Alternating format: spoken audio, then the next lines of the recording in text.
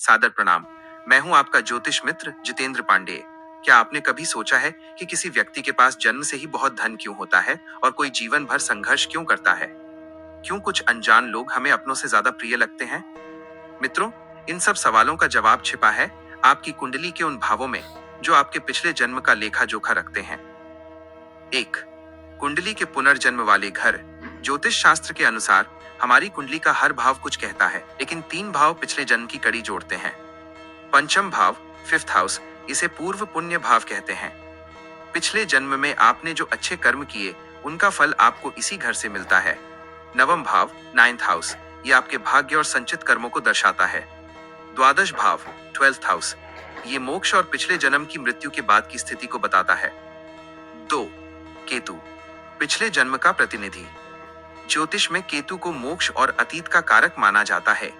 आपकी कुंडली में केतु जिस राशि या भाव में बैठा है वो बताता है कि पिछले जन्म में आपने किस क्षेत्र में विशेषज्ञता हासिल की थी या कौन सा काम अधूरा छोड़ा था। 3, वक्री ग्रह, रेट्रोग्रेड प्लैनेट्स का संकेत। जब कुंडली में कोई ग्रह जैसे शनि या गुरु वक्री होता है तो ज्योतिषीय मान्यता है कि उस ग्रह से संबंधित कोई विशेष जिम्मेदारी या कर्म आपके पिछले जन्म से इस जन्म में कैरी फॉरवर्ड हुए हैं, उसे इस जन्म में पूरा करना ही पड़ता है। 4, ऋण और दोष, पितृदोष या मातृ ऋण जैसी स्थितियां इस बात का प्रमाण है कि हमारी आत्मा पिछले जन्म के कुछ हिसाब किताब चुकता करने के लिए पुनः शरीर धारण करती है। मित्रों, ज्योतिष डराने के लिए नहीं बल्कि सुधारने के लिए है।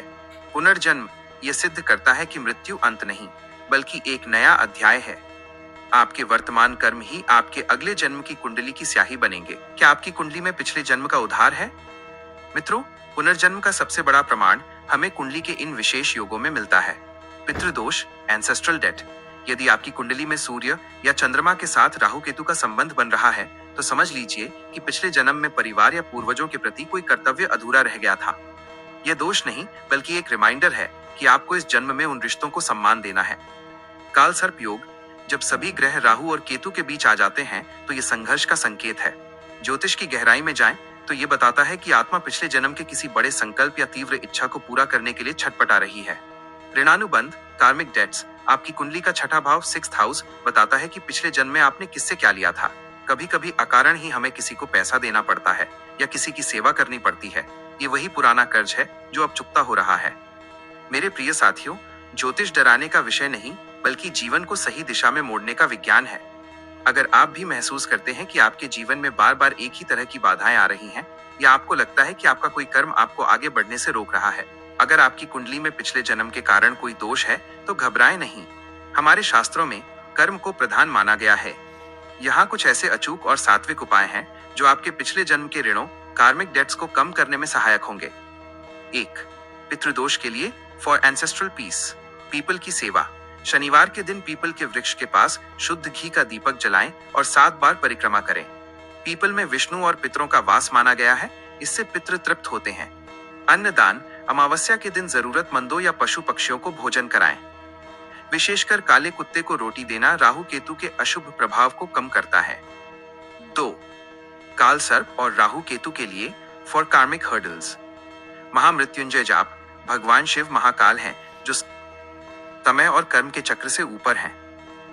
प्रतिदिन 108 बार ओम नमः शिवाय का जाप करने से कुंडली के बड़े से बड़े दोष शांत होते हैं। पक्षियों को दाना, 7 प्रकार के अनाज, सप्तधान्य पक्षियों को खिलाने से राहु और केतु की पीड़ा का शमन होता है। 3, ऋणों की मुक्ति के लिए फॉर फाइनेंशियल पर्सनल डेट्स, मंगल का उपाय। यदि बार बार कर्ज चढ़ रहा है तो मंगलवार को ऋणमोचक मंगल स्तोत्र का पाठ करें। गाय की सेवा, गौ सेवा से 33 कोटि देवी देवताओं का आशीर्वाद मिलता है जिससे पुराने संचित पापों का क्षय होता है। मेरा यही मानना है कि उपाय केवल विधि नहीं बल्कि आपके भाव हैं। जब आप सच्चे मन से प्रायश्चित और सेवा करते हैं तो ग्रह अपने आप शुभ फल देने लगते हैं। अगर आप अपनी कुंडली के अनुसार विशेष और व्यक्तिगत उपाय, पर्सनलाइज्ड रेमेडीज जानना चाहते हैं तो आप मुझे मैसेज कर सकते हैं या कमेंट में अपना प्रश्न पूछ सकते हैं। मैं आपकी शंकाओं का समाधान करने के लिए सदैव तत्पर हूँ। ज्योतिष का प्रकाश, आपके जीवन का विकास।